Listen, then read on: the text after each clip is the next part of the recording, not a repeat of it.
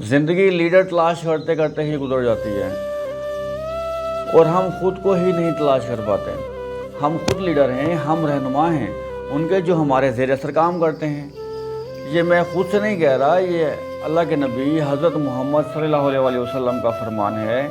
तुम में से हर कोई निगहबान है और उससे उसके ज़ेर नगी लोगों का सवाल किया जाएगा। आप जहाँ भी हो, जो काम भी करते हो, वो लोग जो आपके ज़ेर असर काम करते हैं, आपका काम है कि आप उनकी रहनुमाई करें।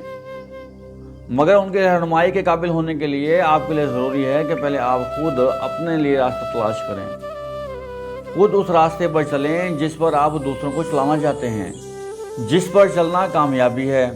खुद वो अतवार अपनाएं जो आप दूसरों में देखना चाहते हैं।